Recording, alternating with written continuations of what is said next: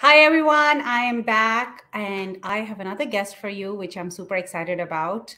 I wanted to get another physical therapist on the panel and talk about neck and shoulder pain because I know this is one of the things wherever I go at any party, any event, this is one of the things people just come up to me and are asking me questions all the time. So I figured why not get somebody to come and talk to us about it, who has his own outpatient clinic and he can give us more insight on, the latest and the greatest. And sometimes just the basic stuff is what you need. So I am gonna get, his name is Robert Costiera.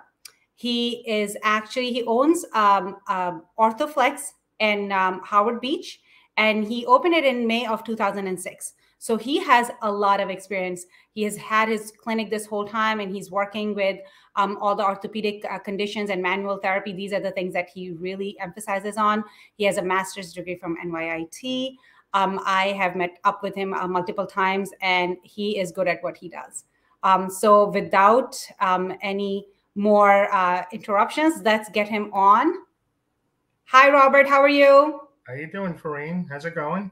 Everything is going good.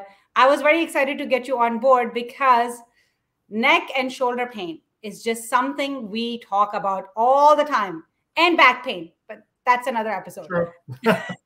Figured start from top, work our way to the bottom, right? Absolutely, we can. But we'll start with the top first. Right. Thanks for having Robert, me. can you give us a little bit more about your clinic and a little bit more in detail on what is it that you're working on? What are your specialties and stuff, just so our audience know, and when they want to look you up online and stuff. Well, I've opened OrthoFlex in 2006, like you said. I've been here for the past 16 years. We specialize in a lot of orthopedic conditions. We work with a lot of geriatric patients, some sports injuries. We treat multiple issues, total knee replacements, total hip replacements, rotator cuff injuries, lower back pain, cervical pain, gait and balance disorders. We do some light pediatrics at times also, but we're a hands-on clinic, and that's what we're known for, manual therapy, a lot of manual therapy. And just so you guys know, he's also a published author in Journal of Strength and Conditioning. Okay. Correct. So he knows what he's talking about. That's why I wanted to get him on board so he can talk to us.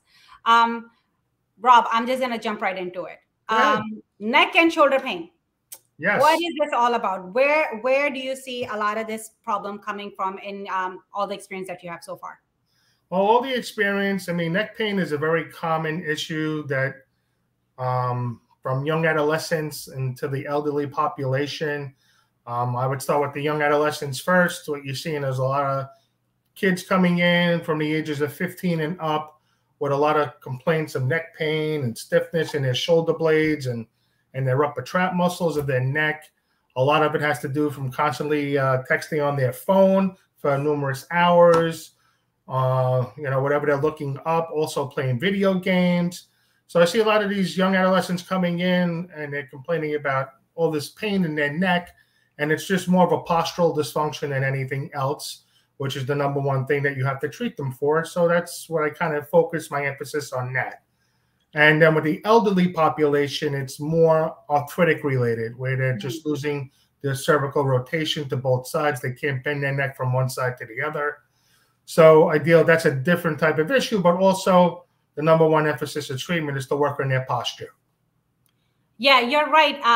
Even in school systems, I'm starting to see a lot more of that. And even if it's not our population, we see a lot more kids who are going to school. Same thing, especially with COVID and everything just going online. So even if kids used to have like a couple of hours of not having technology, it's like inevitable. It's like they're constantly on a laptop. And obviously when you have a laptop, right, you're not sitting in a proper position and it's like on your bed and they're like, it's like the worst because I see my kids doing it and I'm like, fix your posture. So COVID didn't help the situation either with kids getting Chromebooks from schools.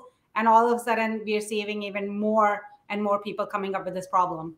Well, people who were home for like 2 years and some people are still home working on their laptops. So not only does it affect the younger generation, also the middle-aged workers sitting at home, endless hours on the computer, on the phone. And they're always coming in with those same complaints. So Posture is number one emphasis. Also, their ergonomic setup, like you were saying. Make sure their computers are at eye level. Make sure their arms are supported at the desk, and maybe a little posture support in their lower back to kind of cue them to like sit up nice and straight. I always tell patients, imagine if you're a puppet on a string and you had this string over your head and you want to pull the puppet up. Right. But it's hard to maintain that position throughout the entire day. Yes. Yes, you're right. I just working with our coworkers also would have the same issues because they're sitting for such long periods of time and now complaining about all these issues that we're having with their neck and back.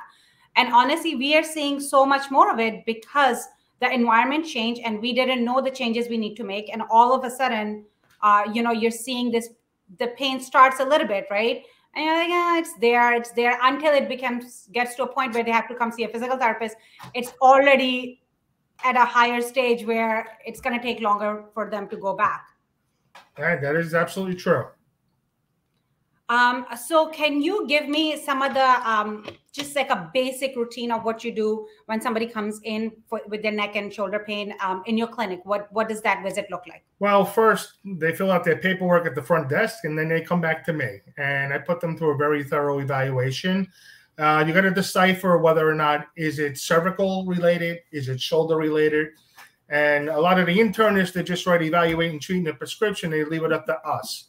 But being a clinician for many years and the experience that I've had, I'm able to kind of come up with a diagnosis that is appropriate and the proper treatment to correlate with that.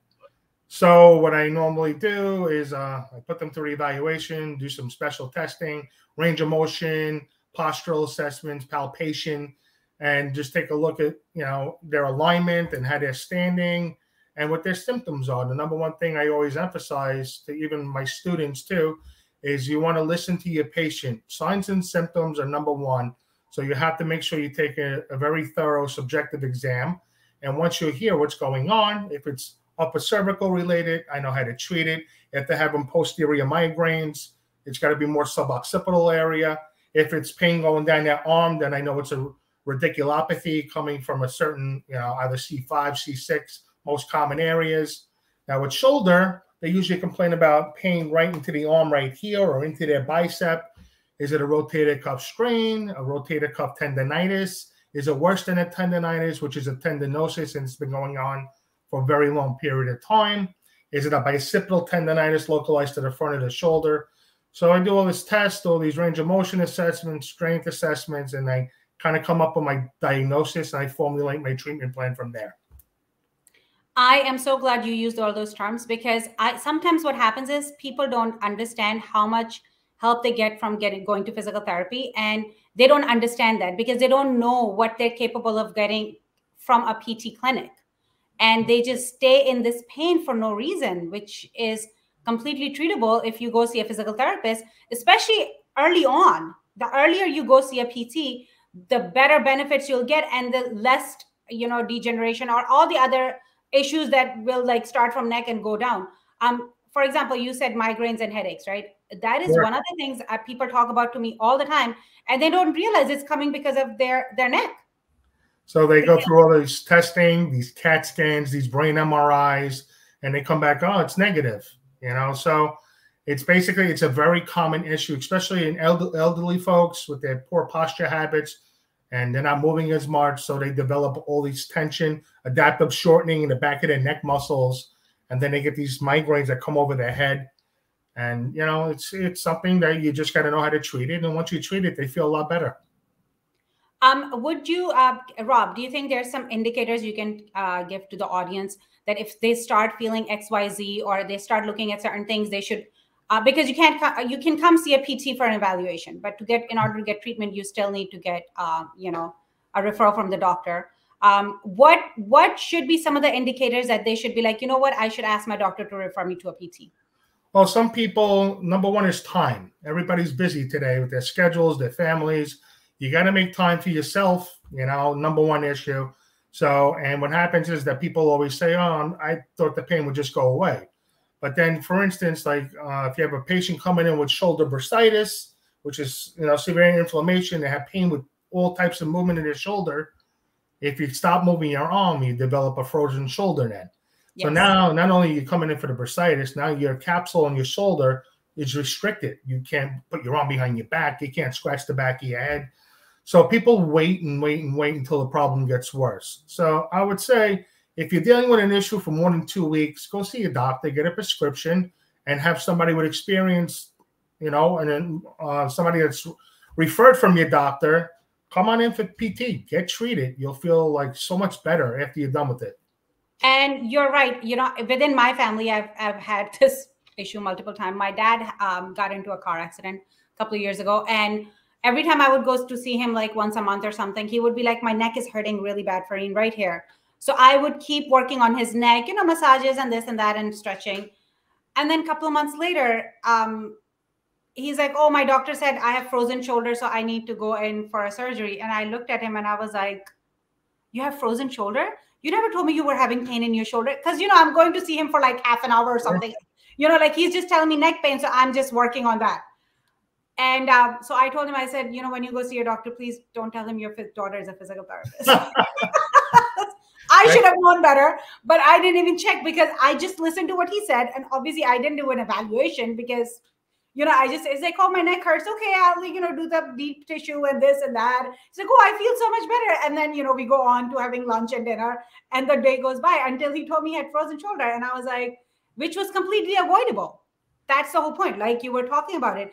Well, getting that frozen shoulder was something that he didn't need to go through. Absolutely. Well, that's the thing I see also misdiagnosed as well. People come in, they can't lift their arm up. So right away, an internist or will turn around and say, oh, they have a frozen shoulder. Actually, a frozen shoulder is a capsular issue of the shoulder. So if they have no rotation, and it's usually this way, going backwards, and it's severely painful, and you can feel the limitation in a muscle guard when they kind of stretch them, then it becomes a capsular issue.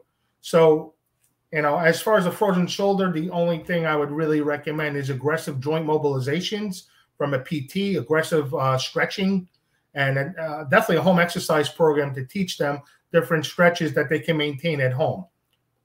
Yes. Okay. So you know what I want you to do? You use the word home exercise program. That's like my favorite word to use ever. I feel like, it's not just about, this is one of the things I loved about physical therapy.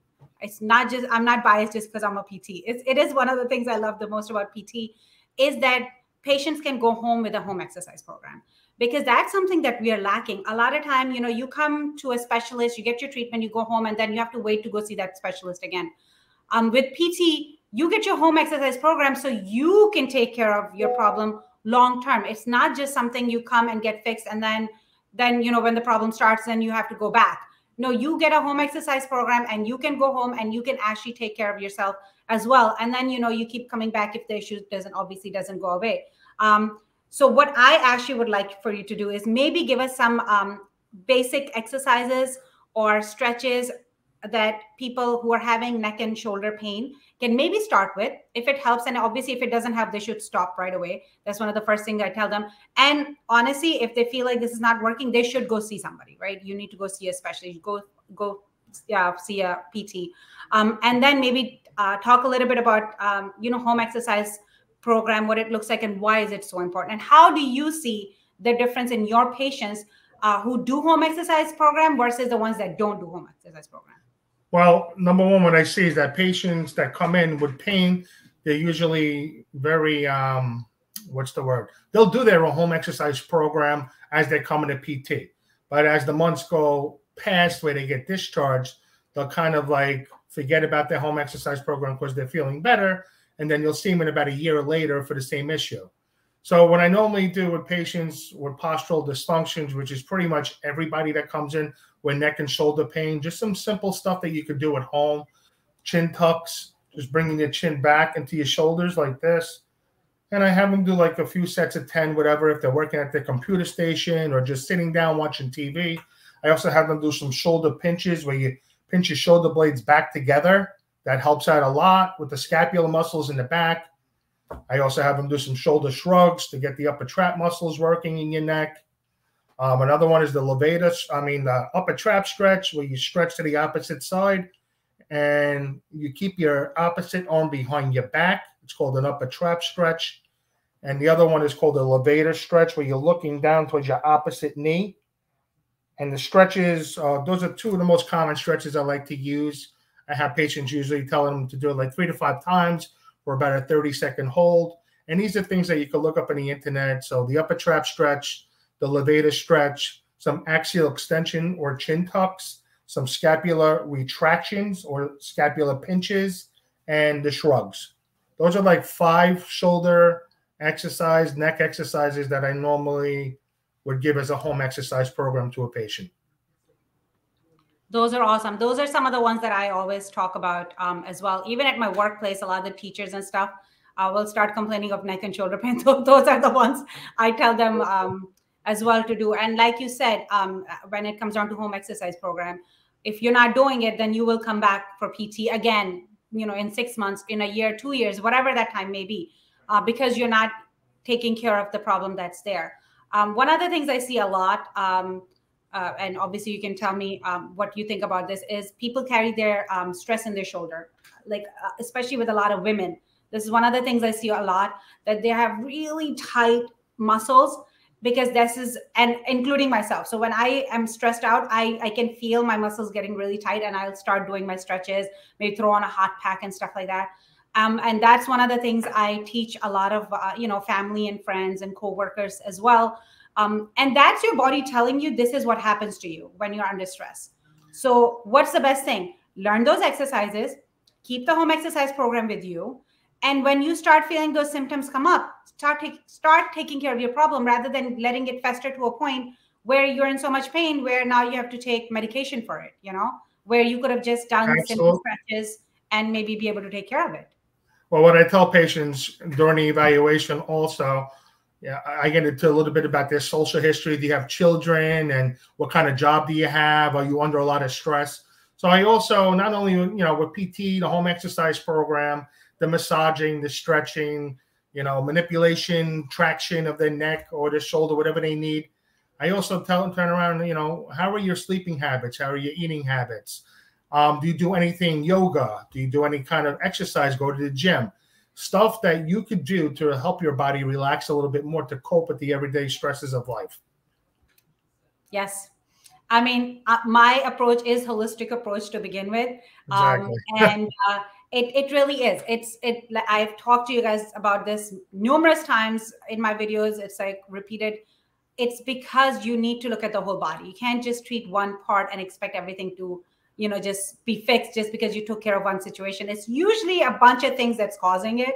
So you do need to look at the whole picture. And you're absolutely right. Sometimes just a neck pillow. I recommend that all the time. If I got $1 for every time everybody asks me what kind of pillow should I buy, I'd be a millionaire by now. But I always tell them, one firm pillow when you're sleeping at night. Keep your head in a nice aligned position where you're not too flexed and you're not too extended. And if you're laying your side, you don't want to be rotated too much to one side versus the other. So something that, if you're a side sleeper, keep your head in a good alignment where it's nice and straight. If you're a sleeper on your back, keep your head where it's not, like I said, too flexed or too extended. Right. And so if you're sleeping, if you sleep on your back, you don't want your head to be up here. Absolutely. You want to keep your head nice and neutral, just like that. And avoid sleeping on your stomach. Unfortunately, a lot of people do. I'm one of them. So you do wake up with that stiff neck at times. Yeah, because then your face is back here if you're sleeping. Absolutely. So if you're a stomach sleeper, try to change position throughout the night, because it'll kind of help you and you'll be less stiff, when you get up in the morning.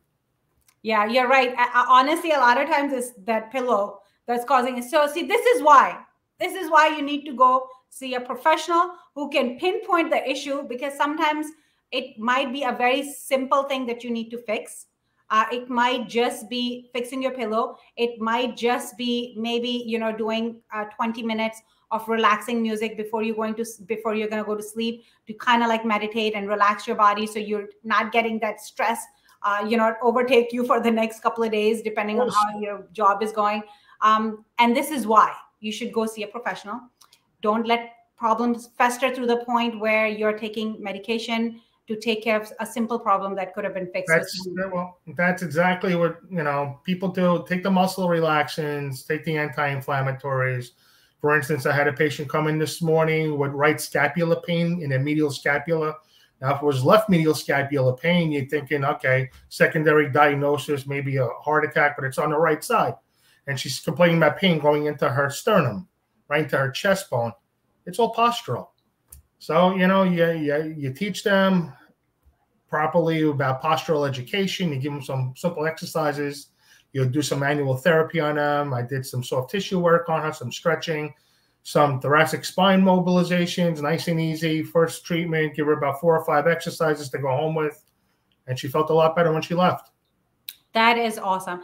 And this is what I basically wanted the audience to know. A lot of times, a problem can be very simple. A lot of time, because you let it fester, it becomes a lot more than what it needed to be. But in any case, whether you're in the beginning stages, the acute problem, or it's been there for years, you need to go see a professional that can really help you with it, because you can take care of the problem, from the root cause, and it's you're taking care of it long term, not just putting a Band-Aid on it. Absolutely. You don't want to put a Band-Aid on it. Because honestly, at the end of the day, neck surgeries and back surgeries, from my understanding, only works maybe 50% of the time. So a lot of people complain after they get a surgery. They're like, well, my pain is still there. I wish before people had surgery, honestly, I wish I would see them first. Yes. Because I honestly think throughout my years of experience that most people, that if I saw them before the surgery, there would be about 75% of them probably wouldn't have the surgery. So people think that surgery is a quick fix sometimes, but it's really not. And actually, they're worse off after surgery sometimes. There are circumstances, though, where they do need the surgery, like if you have a full-blown rotator cuff tear and you cannot lift your arm up at all. Yeah, absolutely. Yes. But these cervical fusions, do they help? I don't know. Maybe it helps initially at a pain. It'll help with the radiating pain going down your arm. But I think some manual traction, some physical therapy could definitely help with that in conjunction. And in worst case scenarios, maybe an epidural shot or 2, which some doctors will implement with pain management. Yeah, because again, you're trying to get to the root cause, because if you're just going to fix the problem, but you're not fixing what caused the problem, it's still there. Even after surgery, the problem is still there because you didn't fix it, because you didn't even figure out what was causing it. What got you to get that surgery? You never figured that part out. So that's why I know, a lot of doctors and surgeons, will recommend PT nowadays, but still you need to be a self-advocate.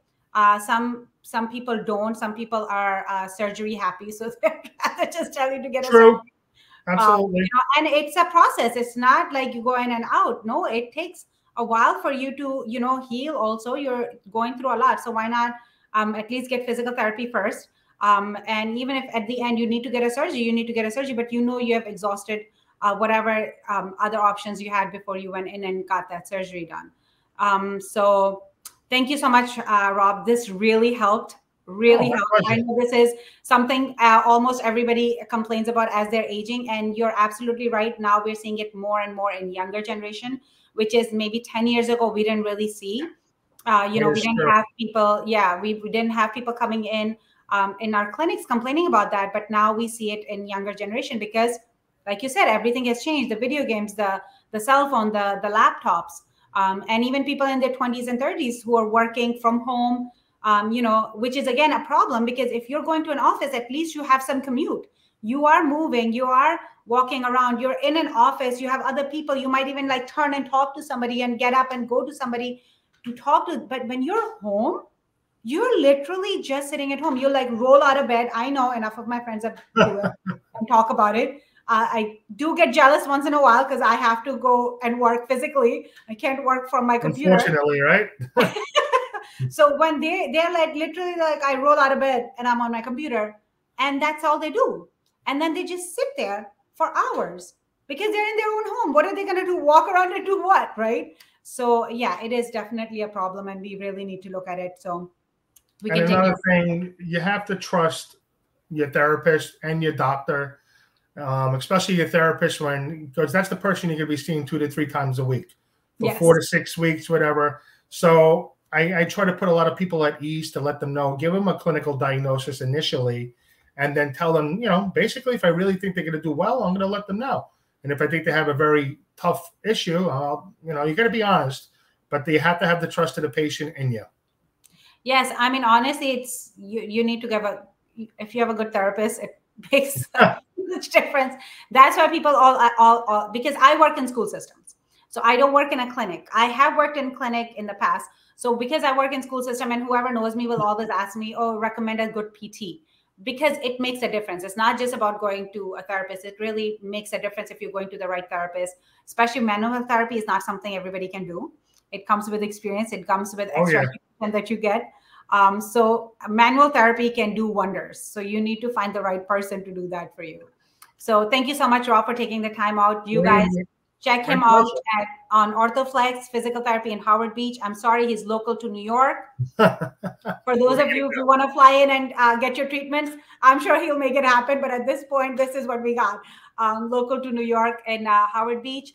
I will have all his information and his website and everything in the links as well. I will add that in. Thank you so much, Rob. I will definitely have you come back and talk to us now more about back pain.